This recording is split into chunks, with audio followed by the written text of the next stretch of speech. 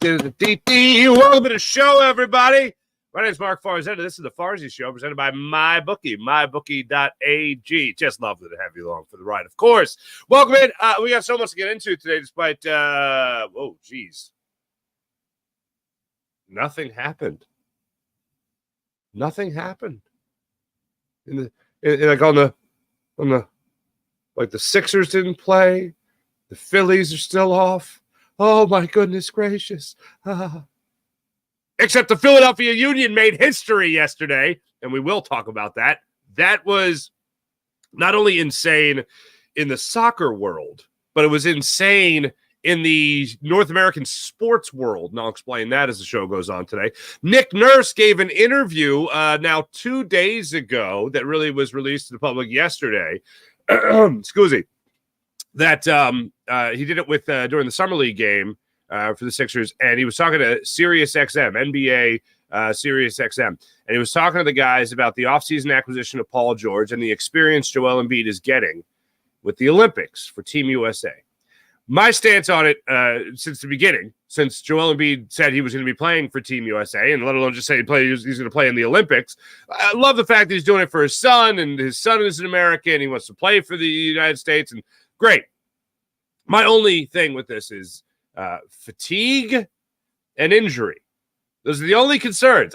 Anytime a player wants to don the jersey of their country, right? Anytime they want to play for their country, I'm all for it. Anytime they want to represent a country, I'm all for it. I think it's a very noble thing. And the reasons Joel Embiid is doing it is obviously very noble for his son. I do have concerns as a Sixers fan that knows we're towards the end of Joel Embiid's pure dominance in the NBA when at least it comes to the regular season, and then we have yet to see him be healthy enough to play in the postseason at a high level, the same level he plays in the regular season with. So when I see him play more basketball than we're used to seeing him play, and it not be for the 76ers, that is a wee bit of a concern. Those are the concerning things. Those are the negative things. Okay, those are the pessimistic viewpoint of it. The great thing about it, the optimistic point of view of it, is that he's probably going to win a gold medal. That's pretty cool. He's going to win a championship, a world championship, an Olympic championship. He's going to get to play with championship players. One of the things Nick Nurse gets into, I'll let you hear it, is Joel Embiid talking about the idea that, or him talking about Joel Embiid getting that experience with those caliber players, because he doesn't get that. I mean, you talk about the players that have come in here to play next to Joel Embiid. They're not championship winners. I mean, other than Kyle Lowry, these aren't championship players. You bring in James Harden, hasn't done it. Jimmy Butler hadn't done it. Then later became playoff Jimmy, but still hasn't done it.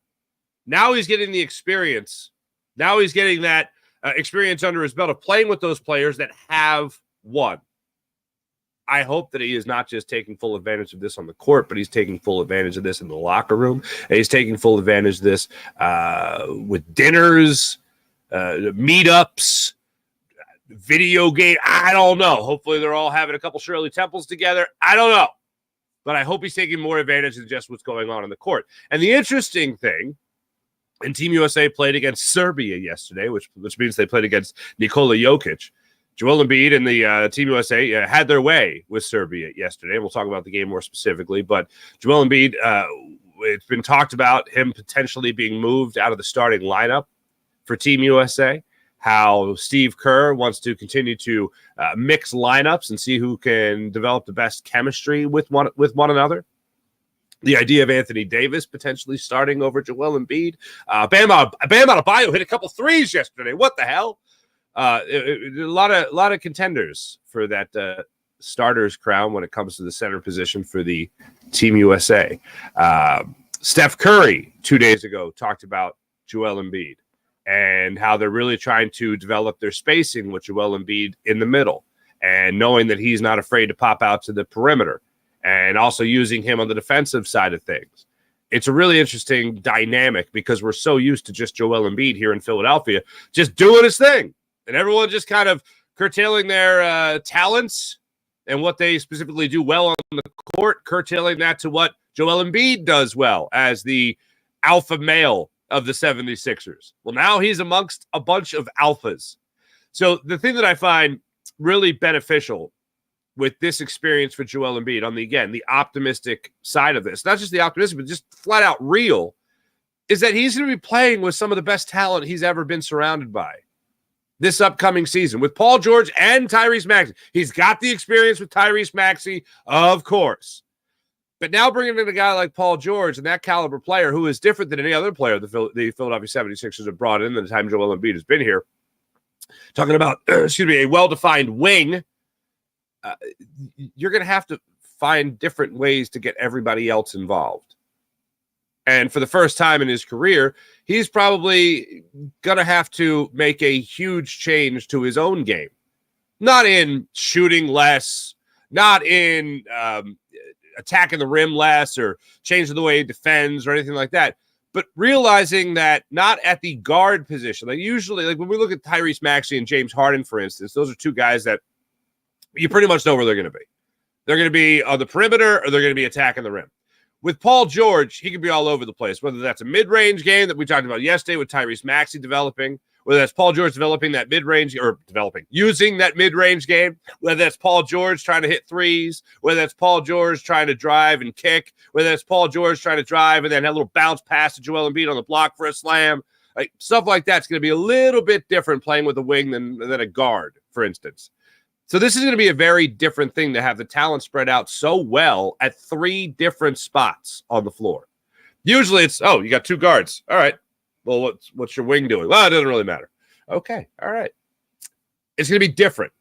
So him getting experience with playing with these caliber players is a great thing.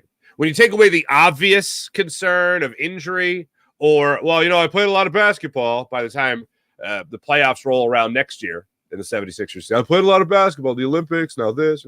I don't want to hear that. So when Nick Nurse gets into it, he gets into the idea that this could actually help Joel Embiid, not just from that chemistry standpoint or experience standpoint of learning to play with these players, but also a conditioning standpoint. Okay. I hope so. I hope so. He also answers the question about how you keep him healthy. So I'm sure that Sixers are keeping a close eye on that, and I don't say that sarcastically. I say that 100% truthfully, straight up with you, honest with you. So we'll get into that conversation today. We'll also get into the conversation about, and I hate this conversation any other time other than right now. I really was thinking, because during this time, during the All-Star break for baseball, my mind drifts a little bit. And I start thinking about who is the closest team to really delivering us a championship. And I hate that people roll out this question willy-nilly throughout the year, because I feel like the only real time to ask this question is right now. When the All-Star break is going on with baseball, you have the Sixers aren't playing, the Flyers aren't in action, the Eagles, it's right before training camp. It's the perfect time. And really, as far as I'm concerned, the only time to really ask this question about which team is truly the closest to bringing home a championship to Philadelphia, providing the next parade for the city of Philadelphia. We'll get into that conversation. I mentioned the history yesterday already with the Union. And my mind, as I did mention, it drifts. It certainly drifts. And this is the time where if you have a show that you're really into, this is the time that show gets on heavy rotation. I'll talk about it a little bit more later, but I will tell you right now, the show that I am watching, and before I even say this, I couldn't do this. I don't watch this show going like, yeah, I could do that. Have you guys watched this show? It's not, the show's like 10 years old and I'm so late to the party. But it's not one that you've heard a lot about in terms of like mainstream stuff. It's not like what you're watching on your, NBC, ABC, CBS, or your Netflix. Well, it's on Netflix. One season's on Netflix. But the name of the show is Alone. Okay? The premise of the show, for those that don't know, in the 10 years it's been out, is they have these wildlife experts, or what do you call wildlife survivalists, basically people that you could drop off in the woods and be like, all right, see you in like 3 months, they have supplies, but they don't have food. All right. I love shows like this. I told you guys about that hunting show. Well, it's 20 minutes of a hunting show, 5 minutes of a cooking show. And I'm not a hunter, but this show, Meat Eater, I really got into over the last 5 years. It became my feeding show when my daughter was born, when little Toots was born. I would just like watch this show, just in the early morning feedings at like 5 a.m., that kind of thing. And give her the bottle and all that stuff. And I just watched the show, be mesmerized because I am so not a hunter. I was just so enthralled by it. So this show alone is similar to it in a way that these people have to like literally get food for themselves, right? And it's just mesmerizing, this show, and seeing how all these people go about it differently. I'll get in more later, but if you're a fan of this show, I want to hear from you because I find this show fascinating, and I just got into it. All-Star break, I've binged, 5 episodes already. It's pretty wild. 6 episodes, really. It's fantastic. Anyway, that's what I'm into. As far as that goes, I'd love to hear what you guys are into as well. The shows you guys are binging maybe right now with a lull in Philadelphia sports. But before we get to that, let's get to this. Nick Nurse sat down with SiriusXM NBA and was talking about what's going on with Joel Embiid and what's going on with him and Team USA. And I was relieved to hear Nick Nurse talk about the positive viewpoint of Joel Embiid playing with Team USA. As I mentioned, there's been talk about Joel Embiid potentially being pulled out of the starting 5, coming off the bench for this team. I was reading an AP story yesterday on Joel Embiid and talking about how he is really trying to define himself and how the Steve Kerr wants him to truly define himself as more of a rim protector, focus more on his defensive abilities, because on the offensive side of things, they're pretty stacked. Defensively, Joel Embiid can really pull the vast majority of his weight and really Team USA's weight. So they're looking at him as a primary defender more so than anything.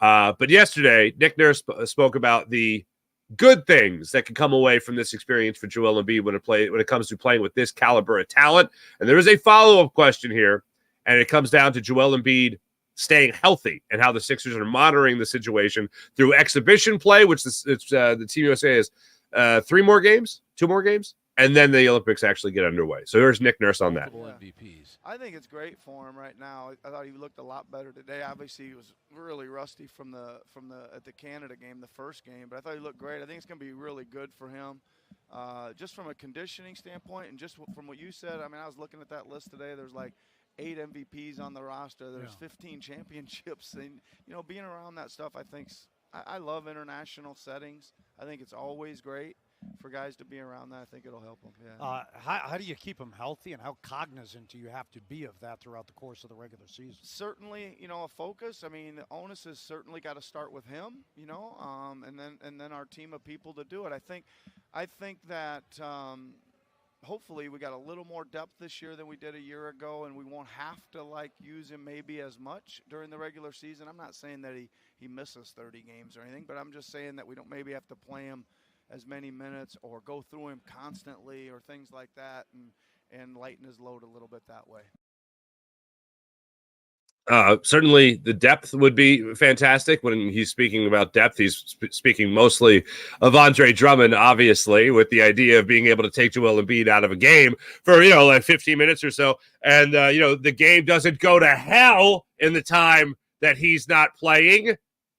So, yeah, that depth certainly helps. No question.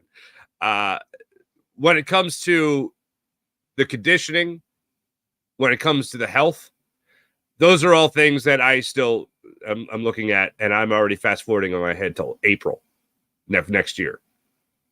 In my mind, I think about guys that play in the international games, and you always hear from, I played a lot of basketball, that kind of thing. And it's like one of our main concerns with Joel Embiid has been almost preserving him for the playoffs.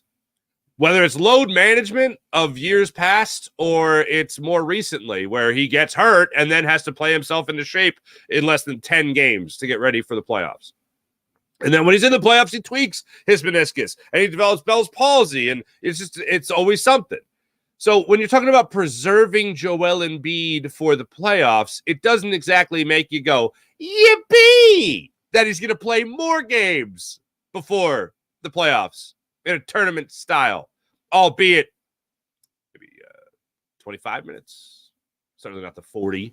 You're going to watch him play. The 38, you're going to watch him play. 36, you're going to watch him play for the 76ers. It's going to be substantially less with the rotations they're going to be having with the Team USA. So it's not comforting to hear, he's going to be playing more before he actually starts for the Sixers. So I could look at this as just glorified scrimmages, and this could actually help him play into shape. But playing into shape mixed with wear and tear, how do you find that balance? And that's where Nick Nurse talks about monitoring the situation. If it was up to me, he wouldn't be playing. he would not be playing. But maybe this is the experience he needs to look around him, pick the brains of the champions and the other MVPs around him and figure out, okay, well, this is what this guy does. Maybe I need to do a little bit of that. Maybe that'll help me help this team that I play for professionally in the Philadelphia 76ers. So I'll keep my fingers crossed for that. And I'll attempt to be optimistic about the whole experience. And just focus on the idea that, let's just assume that this is glorified scrimmages. This is glorified practices for Joel Embiid. I know that he's playing basketball. I know that he's working on his craft. I know he's surrounded by phenomenal talent, both on the court and on the bench when you talk about the coaching staff. This is all great stuff. Absorb it. Be a sponge, Joel Embiid. But just stay healthy. For the love of Pete, just stay healthy, please. That's all I need to hear. Gets out of it healthy. Gets out of it with a new perspective on winning. Let's hope that's the case. As far as Paul George coming to the Philadelphia 76ers, some interesting stuff from Nick Nurse in that same interview, talking about Paul George and the impact he's going to have with the Sixers team coming up. And it does have me in a situation, especially that we have this lull right now after the All-Star game, of just kind of taking inventory of what's going on in Philadelphia. And yeah, sure, again, who's the next one that could bring a championship? What team is closest to that goal?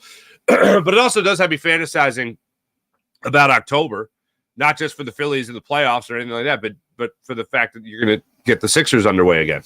And you're going to see this team start to come together. You're going to hear about the practices and games and how it's all going to work and how fluid is this offense going to be. How good is the defense going to be? What's the role of Paul George on this team? Other than being Paul George, how does Paul George be Paul George around Joel Embiid and Tyrese Maxey? How does he get to that same level of play that we saw last year? Because the brand of basketball I brought to the floor last year with the Clippers is the exact brand of basketball I want to see in this upcoming season with the Sixers. And that is that great perimeter shot, the best it's ever been in his career. And also playing over 70 games is pretty damn special as well. So hopefully he can get to that goal. But with Nick Nurse talking about him yesterday, he talked about what Paul George brings to the table here in Philly. Well, I think mostly it's a fit, right? We kind of have Tyrese at the 1 and Joel at the 5 kind of as the bookends of the team. We needed something in the middle. As a scoring wing, and he's certainly that. I think he's capable of playing both ends. I think he's capable of being a big shot maker, late game shot maker, and he's experienced guy that can put it in the bucket in a lot of levels. He can post you a little bit, he can shoot the three, he can handle and all that kind of stuff. So super excited. I'm really glad that one of the things that he talked about there was the versatility, because that's what I was talking about when I referenced James Harden or Tyrese Maxey playing with a guard. Like, Joel Embiid has been surrounded by guards and shooters for the most part. The most versatile player would be Jimmy Butler, but still a guard. And a matter of fact, in that playoff series against Nick Nurse and the Toronto Raptors in the quadruple doink game that we all know, you had Jimmy Butler become the point guard of that team, take it over for Ben Simmons in most situations. Outside of transition, it was Jimmy Butler running the offense. So now you have a guy that, yes, can shoot from the outside like James Harden could. Yes, you have a guy that can go to the rim. Yeah, like James Harden could or Tyrese Maxey could. But now you have a guy developing that other part of his game that has that mid-range game, but also has the ability to post people up, down the block. So it's just one more thing you have to be aware of if you're Joel Embiid or even if you're Tyrese Maxey. You're playing with one of the most versatile player you've ever played with in Paul George. So Nick Nurse, as one would assume correctly and accurately, you're already having your wheels spinning and your gears going when it comes to how you're going to incorporate him into this offense. And I'm sure Tyrese Maxey's already thinking about it, and I'm sure Joel Embiid's already thinking about it. And he's going to take this experience that he has with Team USA, and he's going to apply it to this upcoming season. That's not Paulie Pom-Poms there. That's not Paulie Pom-Poms even a little bit. What that is looking at the situation Joel Embiid's in right now and realizing the situation he's about to walk into with Paul George and saying, all right, I got to change my game again. Still, one of the most interesting things of this offseason surrounding Joel Embiid is the conversation he had before Team USA started playing. And it was with Tim Bontemps of ESPN. And it was the clip we played for you about how his patience was being tested over the last few years. And even when the Sixers season was over, following Game 6 in this past playoff run against the Knicks, he was longing for consistency. And he said that. All these different players that he's played with. He's looking around and he's saying, like, these teams that win, most of them have been playing together for a long time. I mean, there's really no better example right now than Jaylen Brown and Jason Tatum. Like, they have been the main two guys in Boston for a long time now. He is just getting Tyrese Maxey at the level that can really help this team win over the last 2 seasons. Before that, it was make it work with Ben Simmons. Make it work with Ben Simmons and Markelle Fultz. Make it work with Jimmy Butler and Tobias Harris. Make it work with, and you didn't even have, you had Brett Brown. That's 2 head coaches ago. Then it's, win with James Harden. Okay. Now James Harden's gone. Now it's you and Maxey. Now it's you, Maxey, and Paul George. The main cast of characters has changed considerably and substantially for Joel Embiid. I would love to say that the Sixers are going to come out of the gates and just be dominant, but I do feel like it's going to take a minute for these guys to realize how to play with one another. And that could be true for any team. And I'd love for them to just, win 10 in a row, like they did in 01 with Iverson and just never looked back, and they made it to the finals, right? I would love for that to be the case. But I do think because of the level of play you're going to be having at 3 different starting positions, I do think it's going to take a minute before these guys really figure it out how to be on the same page. Before they're a dominant team. I still think they're going to be a good team. But before they're a dominant team, before they're a team that you could see certainly being the number 2 seed, certainly being the number 3 at worst seed, that kind of thing. Before you really see that level, that's going to take a minute. But it's not like I see them having some kind of disastrous 7th seed season simply because of lack of chemistry or a lack of knowledge about the way somebody else plays the game and being able to fit these pieces together. But at this point, it does have me extremely excited for the Sixers season. And I know it. And look, I know it all comes down to the thing that I call the biggest if in sports. The biggest if is whether or not Joel Embiid stays healthy. And you could, and this isn't outside, like for every team, you could always say, well, if they stay healthy, you can say it for everybody. But you're talking about a guy with a chronic injury history right at the worst time possible, the playoffs. And that player being an MVP. Like, that's what we're talking about here. If Joel Embiid stays healthy, the entire outlook on the 76ers season and postseason changes dramatically. If Joel Embiid stays healthy, yes, you could with this squad, you could beat the Celtics if he stays healthy. But again, the biggest if in sports. Good times. Here's what the Paul George acquisition does do for me, other than the obvious of what it does on the court in terms of what he brings to the table with his skill set, and being that wing player that Daryl Morey was longing for in his end of the season press conference. The thing that Paul George makes me very excited about is that if Joel Embiid does miss time, a considerable amount of time, maybe not as much as last year, but similar to, misses a month, let's say, I don't have the same concern with Paul George on this team, with Paul George and Tyrese Maxey, as I did last year with it just kind of being Tyrese Maxey, where you went from a 3 seed in the Eastern Conference and you slid all the way down to a 7 seed. I have confidence that if Paul George is still playing consistently with Tyrese Maxey, without Joel Embiid for any considerable amount of time, like a legitimate amount of time or considerable, long amount of time, a substantial amount of time, I should say. I have a lot more confidence in that team sustaining a higher level of success than last year's squad. So hosting more playoff games would also be beneficial. And I'll cross my fingers that that's the case. Got them crossed. Next up, the conversation about who's the team that will bring Philadelphia a championship next, I think, is always an interesting one. And it just so happened this was already on my mind. And I was running some errands yesterday. And I go to a local grocer. And I've gotten to know some of the people there. And very nice people. And I get into the checkout line. And the nice cashier gentleman is like, so who you got? And I'm like, who do I got? And he goes, who you got? Who's next? Who wins the next championship? And I was like, it's funny you ask that because I think about that every All-Star break. Every All-Star break, I'm like, all right, where are we? As a Philadelphia fan base, where are we with our teams? On the sports scene, where are we? The Flyers are still rebuilding, but things are looking up as far as the talent they're going to have in the upcoming season. And things already looked up last year. I expected last year to be a total disaster. And it wasn't. You were playing meaningful games at the end of the year. Way to be. And Danny Briere even said that. And that wasn't certainly the end-all, be-all goal, but it was a nice little surprise. Sixers obviously adding Paul George. Howie Roseman having one of the busiest off seasons he's had in recent memory.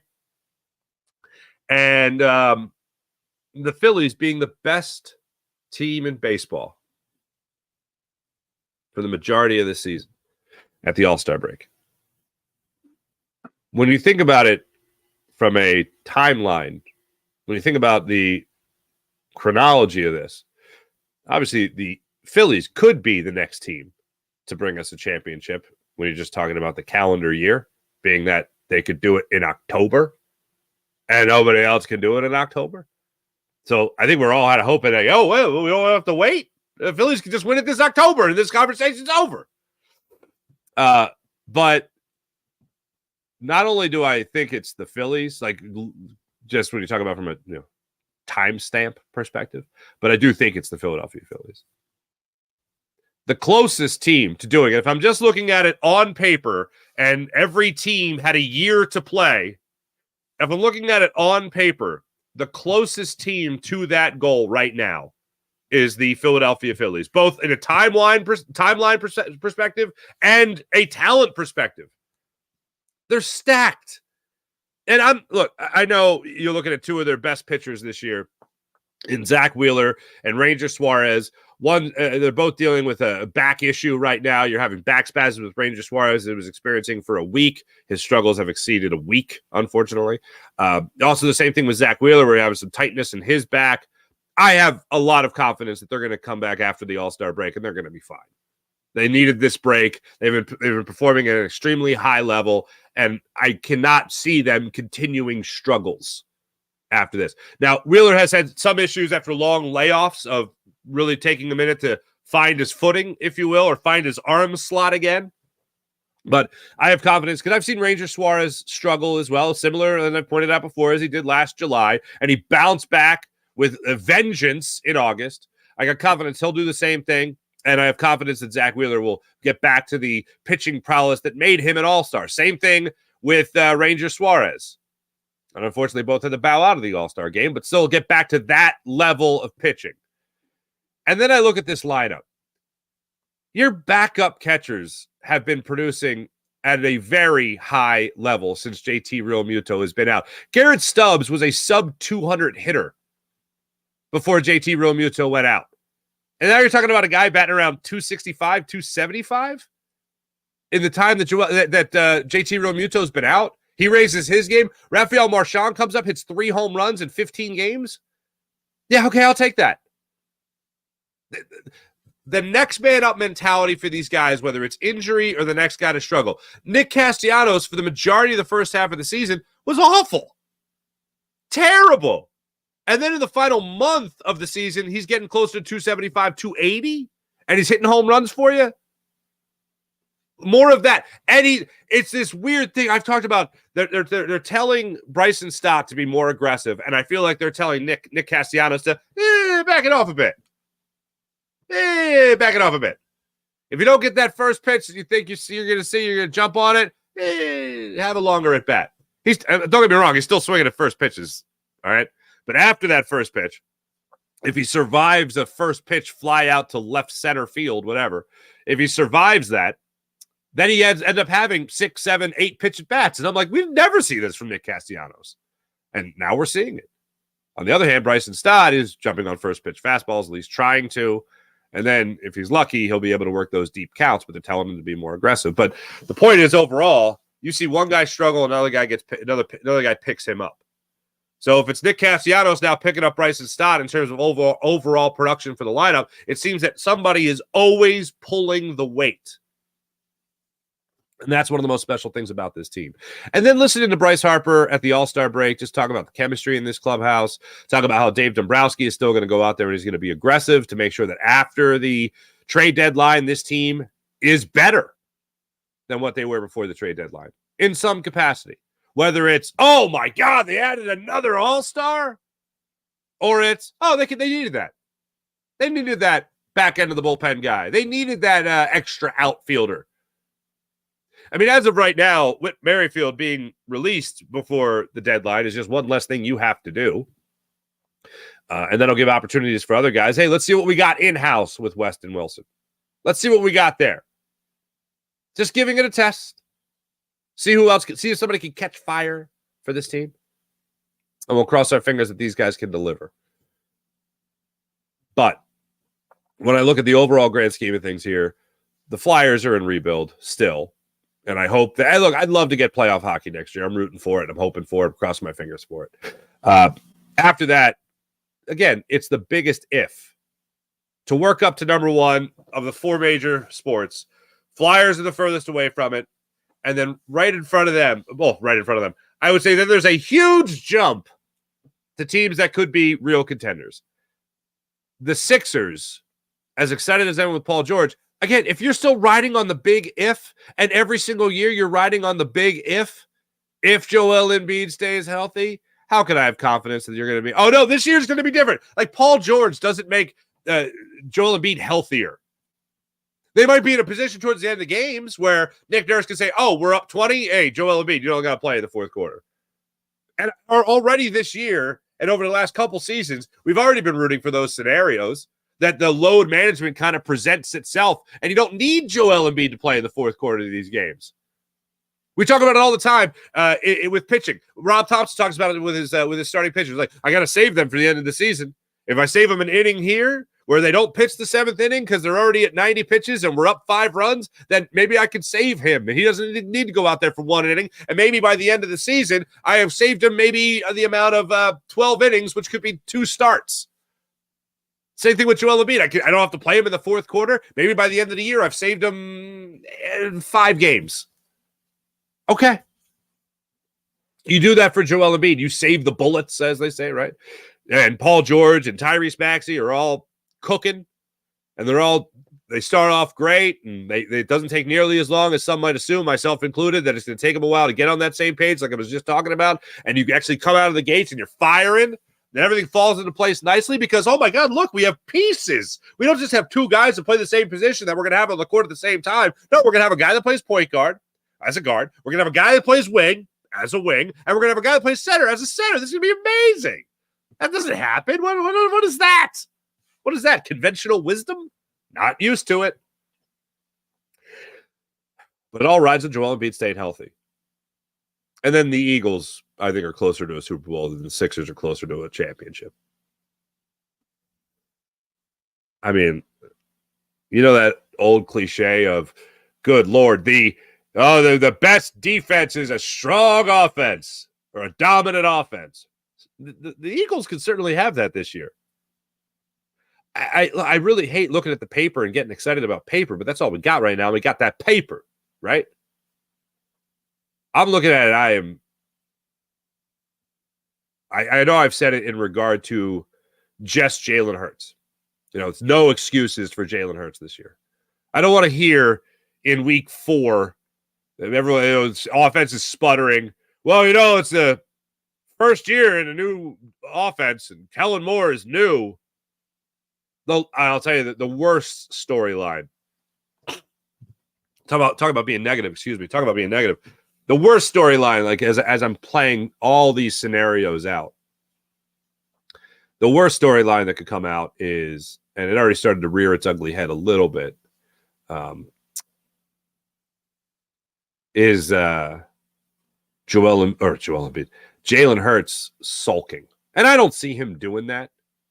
And when the story came out that the Eagles would Carson Wentz him as he's looking for excuses, saying the offense is 95% new, right? If Jalen Hurts is already sulking, or if the offense isn't what he wants it to be, and he's still sour that they fired his boy Brian Johnson and held on to Nick Sirianni, despite stripping Nick Sirianni of pretty much any real impact on the offense, that seems pretty bonkers crazy to me. I don't think Jalen Hurts would take that route in all of it. I don't think he would go down that road, but it is in the back of my mind. When Jalen Hurts couldn't say one nice thing about Nick Sirianni, a month ago, I was like, why? This is the easiest question. And Jalen Hurts is not a media dummy. Jalen Hurts knows how to talk to the media. And he was literally asked, what does it say about Nick Sirianni's versatility, I believe was the word used? Adaptability when it comes to the changing offense. And he had no idea what to say. Nick's great. Oh, Nick, he's great. He couldn't even say anything nice. And as I really explore that, and I think about it, and it has not on heavy repeat, but I'll be like, I don't know, in the backyard or whatever, doing some work in the backyard or something, and then it'll just like run through my head, that thought. I'd be like, what the hell was that? You couldn't say one nice thing about Nick Sirianni? Why? Well, possibly because he's still sour about Brian Johnson. How is Brian Johnson not here, but Nick Sirianni is here, and Nick Sirianni's ideas are what ruined the opportunity for my man Brian Johnson. That could be the way. I mean, I know people think it's all different, but people are the same. No matter where you're at, those people are the same. Sometimes they got a lot more money, but it's the same. It's the same in any office. How did that person do that when that guy is my guy, but you didn't let him do that and you held him back because of your guy? It's politics. It's office politics is what it is. It would not. It wouldn't surprise me at all if Jalen Hurts was still sour about it. It would surprise me that he allowed that to affect his own play because the guy still wants to win. And him sulking or pouting isn't going to help this Eagles team win. But as I do look at the paper, and we know the personalities involved, and you might have a concern about the offensive line, and I still need to see Cam Jurgens and Jalen Hurts work together. Don't get me wrong. That's the one thing that I could look at this year and be like, okay, that would take time. You're going from Jason Kelce to Jalen Hurts, Hall of Famer, to an MVP candidate, to a guy who hasn't played the position at the NFL level, to that franchise quarterback. It might take a minute to get on the same page there. But that's where my confidence in Jeff Stoutland comes in. That's where my confidence in Jason Kelce kind of nurturing along Cam Jurgens last year. And Jason Kelce, let's face it, still being around the team also helps. And then there's just the talent. Oh, damn, the talent is so good. On the defensive side of things with Vic Fangio, I think that's going to be a work in progress. I'd love to be surprised and say that the defense is going to be well ahead of the offense this year. I just don't see that happening. Yeah, that's the bigger concern for me is what goes on with this defense. But overall, the Cowboys, I mean, just talk about the division. I'm not scared of the Commanders. I'm not scared of the Cowboys. I'm not scared of the Giants, certainly. I think you took the Giants' soul. Everything that's come out in Hard Knocks going around Saquon Barkley. It just, you Temple of Doomed the Giants. You Bolarum Sigarumed them. by ripping out their heart. That's a pull. If you know, you know. And that heart was named Saquon Barkley. And for very similar money, he chose to go to the Philadelphia Eagles. So that feels pretty damn good. So I have the Flyers, obvious rebuild. Sixers, way up there. Eagles, Phillies. Phillies being the closest one to actually putting a championship together. I mean, just look how stacked this Phillies team is. I mean, starting pitching. It's been the best in baseball. When you talk about the first four in the rotation, you talk about the lineup. They didn't have Trey Turner for a month and a half, and he could still be an MVP. It's nuts. Bryce Harper obviously could be an MVP. And I think definitely, as great as Shohei Ohtani is, and all the respect in the world to Shohei Ohtani and his talent, he's a DH, man. Like, don't even. If Bryce Harper, excuse me, let's put it like this. I was overdue for it. My first summer cold, where I fall in love with the air conditioning. I think I finally got my first summer cold. But anyway, if Rhys Hoskins had the same offensive numbers while playing first base that Bryce Harper had, I would say, well, Shohei Ohtani is the MVP. Because Rhys Hoskins isn't picking it like Bryce Harper is picking it at first base. So if Bryce Harper was, my point is, if Bryce Harper wasn't a Gold Glove level first baseman, then I'd say forget about it. Not even a chance he's going to be the MVP over Shohei Ohtani. But the fact that not only is he playing in the field, but he's playing at an extremely high level in the field, and he's now an all-star first baseman. Yeah, I'd be like, damn right, it's Bryce Harper. But man, if Trey Turner continues this fine July into August that he's been putting together, holy Stromboli. 8 All-Stars, 2 MVPs. It only makes sense. You know what I mean? It only makes sense. Scoozy. So that's where I have my rankings when it comes to 4th to number 1. The closest to winning a championship, with the Phillies being right there. By the way, those are the 4 major sports. The 5th major sport in Philadelphia is a little team called the Philadelphia Union. They play soccer. Okay. Yesterday, and I heard about this. I knew they took him when he's young. 14 years old. Kevin Sullivan. Okay. For the Philadelphia Union. They're playing against New England yesterday, and they're beating the brakes off of them. Okay. And that one guy got a hat trick. That was cool. Sullivan's older brother, got a goal. Made it, I believe it was a 5-1 game. And then Kevin Sullivan is on the sidelines yesterday for the Philadelphia Union, and Jim Curtin subs him in at 5-1. I think it was 5-1 at that point. They bring him in the 83rd minute. Kevin Sullivan, 14 years old, youngest MLS player in history. 2 weeks younger than Freddie Adu for DC United. Is that DC Football Club? Whatever it is. DC United, I think it was. And Kevin Sullivan goes into the game, and he actually gets a shutout goal. He actually goes out there, makes his MLS debut, youngest player ever. And then who was going to get subbed in right after him is Lil Toots. Oh, you put your shoes on. Good job. I saw a deer outside. You saw a deer outside? And a bunny. And a bunny? All right. Yeah. Can you go outside and grab it? Because I'm hungry. Yeah. All right. That's funny. I was just talking about a show. What are you doing? I want you to come upstairs with me because you need to see the deer. I'm a little busy right now, sweetheart. Can I come up a little bit later? I believe your apple juice is in the fridge if you want to grab it for yourself. Okay. Okay. Love you. Thank you, Dad. Bye. There's a deer outside, guys, and a bunny. So the minute this is done, I'm going to take the trash out in the recycling, and then I'm going to go find the bunny, and I'm going to go find the deer. I'm going to take a picture, because that's what you do when you have a soon-to-be 5-year-old, guys. Yeah, we're in the wilderness. Anyway, so Kevin Sullivan goes out there yesterday, and he makes his MLS debut. Now, it is interesting that he is the youngest player to ever do that in MLS history. But what I didn't realize, and I saw this yesterday, is okay.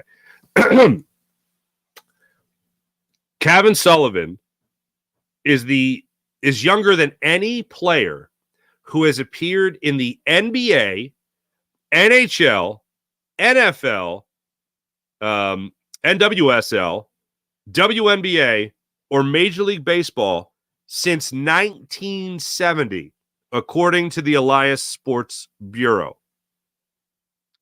Andrew Bynum was the first name that came up after that statement in the story. Andrew Bynum, who debuted for the LA Lakers in 2005 at the age of 18 years and 6 days, holds that mark.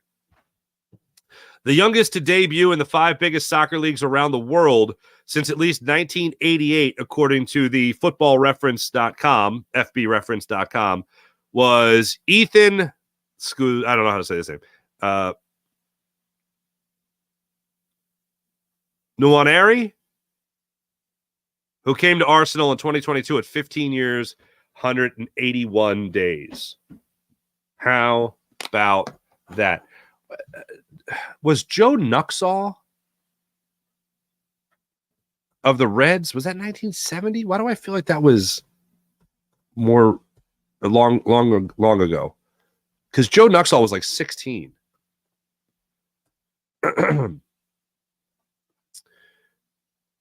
He might be an announcer now for the Reds. Oh yeah, it was well before. Joe Nuxall was 15 years old in 1944.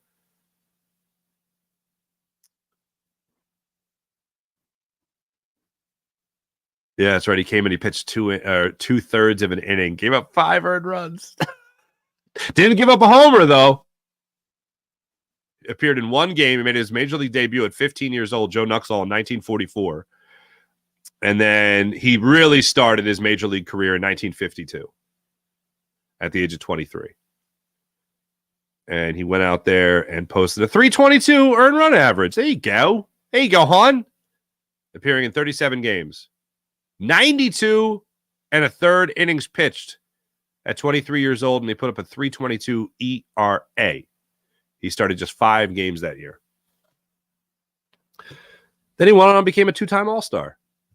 He retired in 1966, but yeah, he was 15 years old when he made his debut. Joe Nuxall. So yeah, who was the guy in 1970?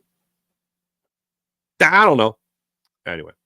Or maybe that's just when they started keeping. No, everyone's keeping track of age. I don't know. It's crazy. It's bonkers. It's wild. But yeah, that happened yesterday for the Philadelphia Union. So good. Hey, good for them. Good for them. Before I get into the chat check, let me tell you guys about the wonderful people at MyBookie. MyBookie.ag. MyBookie.ag. Want to get in on all the action? Check out MyBookie. MyBookie.ag. Want to bet on the world of baseball? Want to bet on the world of the WNBA? Caitlin Clark is becoming to me like Shohei Ohtani in that when Shohei Ohtani was with the Angels, and it would be like Shohei Ohtani did something that no one has done since 1935, and the Angels lose.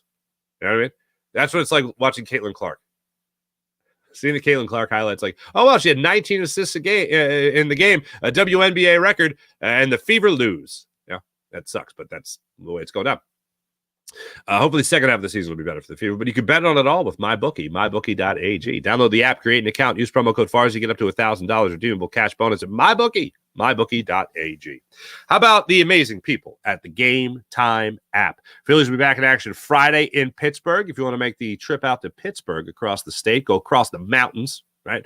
Go over there to Steel City to Pittsburgh. You could use the Game Time app to get your tickets. Download the app, create an account, use promo code FARSY, get $20 off your first purchase. They have flash ticket deals. They have last-minute ticket deals. They even have ticket deals for an hour after the event starts. So let's say you're going to be driving out there. You might be a little late. You can still get tickets an hour after the event starts for big savings. Also, if you want to use the Game Time app for not just sports, but also a comedy show, you want to use the Game Time app to go to a concert, you can still buy tickets an hour after the event starts and still see that headliner at a mega huge Kajunga discount on the Game Time app. So download the Game Time app, create an account, use promo code FARSY, get $20 off your first purchase, and let's not forget about the Game Time guarantee. If you find tickets in the same section and row for less money elsewhere, the Game Time app will get you back at 110% of the difference. That's right. They'll refund your account 110% of the difference. Not too bad. Download the Game Time app. Use promo code Farzy. Get $20 off your first purchase. And last thing on the Game Time app, let's not forget about how amazing they are when it comes to not only the guaranteed lowest price, but all-in pricing. You toggle that feature on the app, and you can see exactly what you're paying at checkout.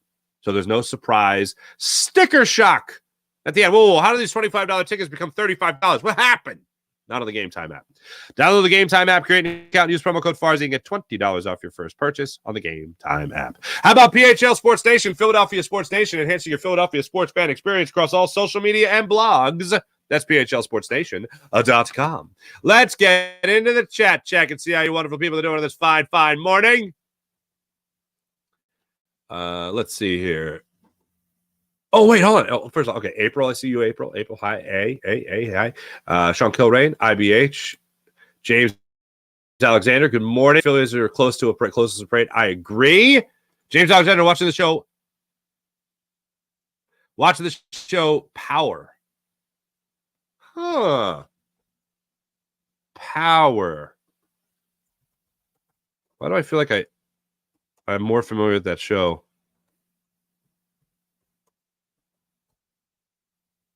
Oh, yeah, I've seen this. Yeah, I like a lot of the actors on that show. Yeah, okay. I haven't watched this yet, but yeah, I know what you're talking about.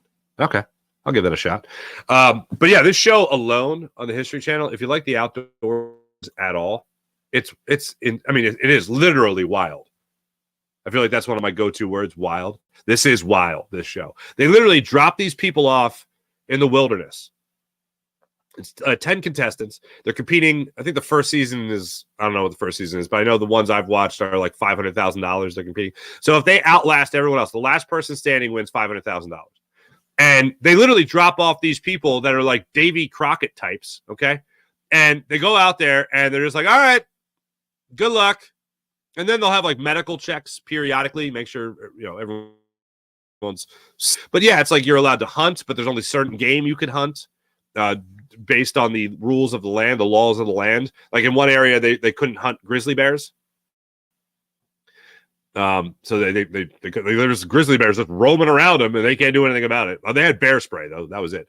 They have to fish, but there's rules on fishing, of course.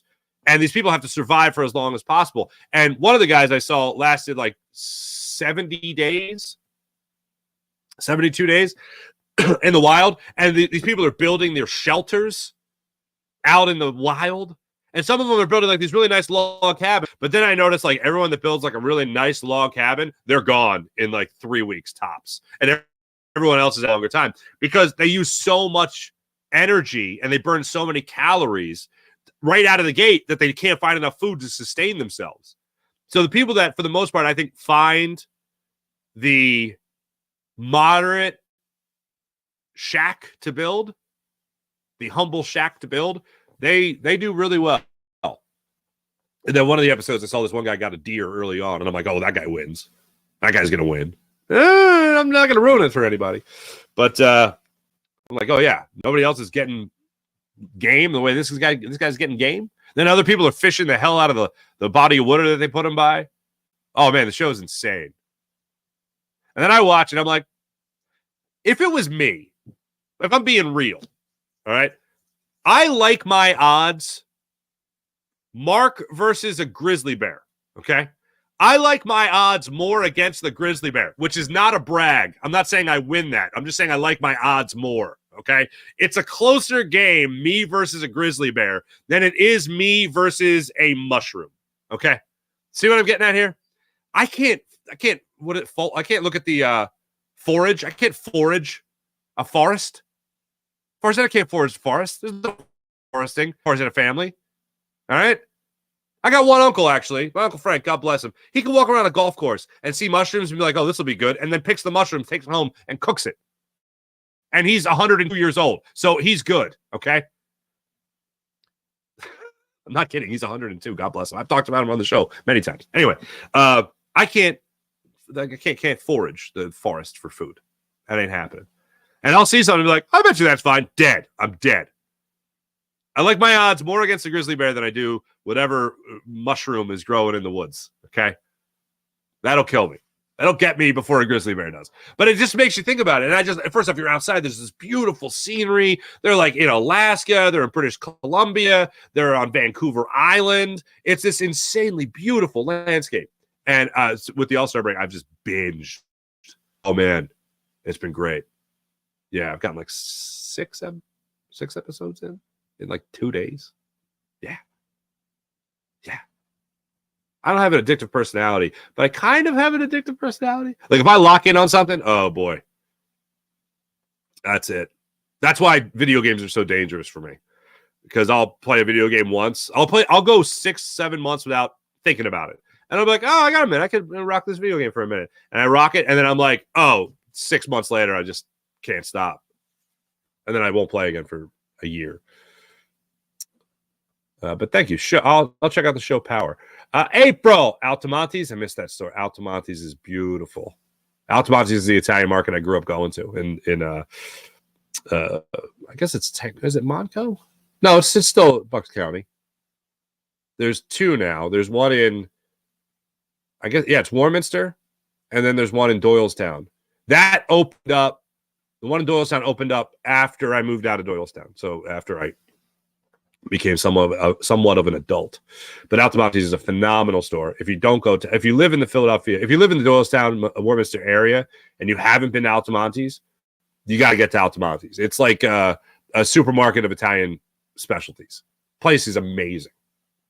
And they also have touch screens now, so you can order like a really good Italian hoagie or pizza, even like really good pizza.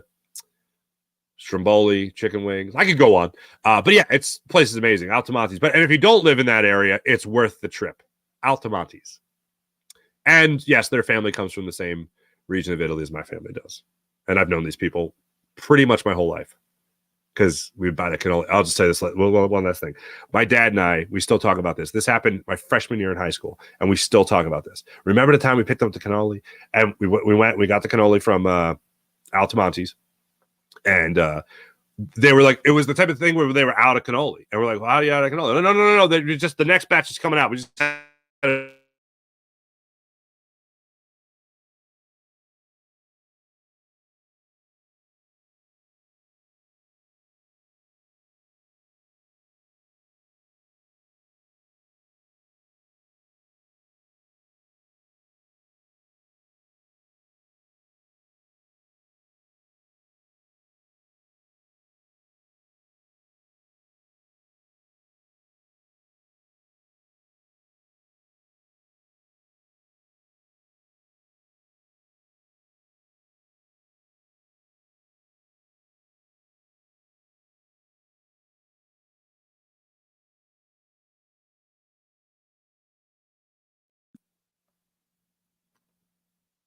You have me again? I hope you have me again. People saying hi to Little Toots.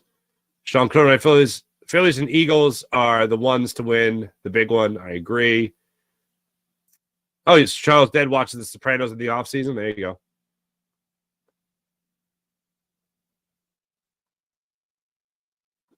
Oh, T-Bro, you worked at Altamontes? That's awesome. Yeah. Places are awesome.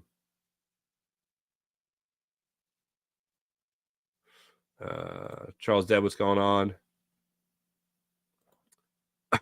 April, I have a video of my cat watching a bunny. I'll have to send it to Little Toots. Please do. I'll show it to her.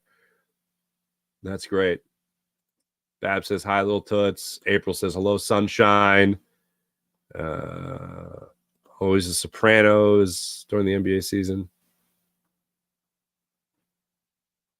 Sean Kilrain. You know what, Sean? I thought of you when I saw the Tommy Pham thing.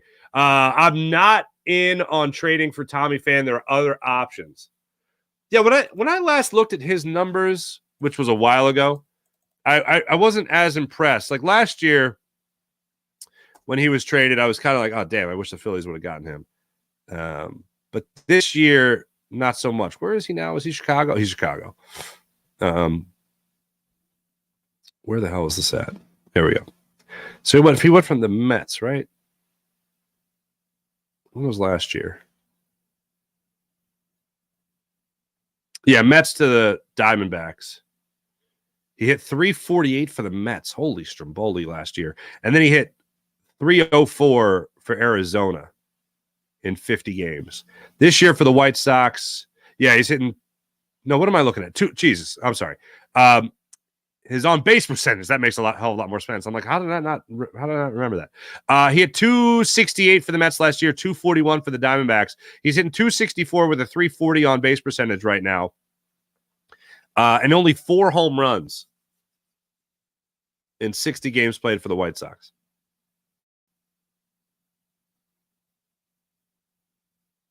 $36 years old. He's not my first choice. I'll certainly say that, but he's going to be damn inexpensive. That's for sure. Thanks to everybody in the chat. You guys are wonderful, as per usual. Folks, that's the show. Thanks for watching. Thanks for listening. You guys are wonderful, as per usual. I'll be back with you guys tomorrow ahead of the Phillies taking on the Pittsburgh Pirates tomorrow night. The Phillies return from the All-Star break. Can't wait for it. We'll talk about it tomorrow. Of course, we'll break it down. And also the Phillies coming back from the All-Star game the All-Star break and the gauntlet ahead, if you will. Thanks for watching. Thanks for listening. My name is Mark Farzetta. This is the Farzetta Show presented by MyBookie, mybookie.ag. Catch you guys tomorrow. Bye.